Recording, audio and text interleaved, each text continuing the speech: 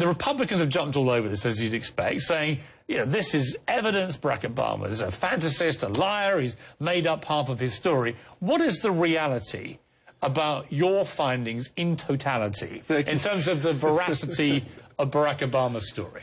Thanks for asking it that way. There are several mythologies that are true of almost anyone that one would study.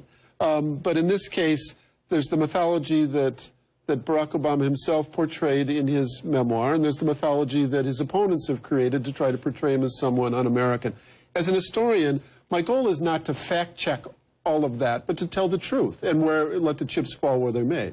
So in the case of Barack and his memoir, the mythologies range from early on when, for instance, in high school, in his memoir he says that he wasn't a starter on his basketball team because he played black and the coach coached white.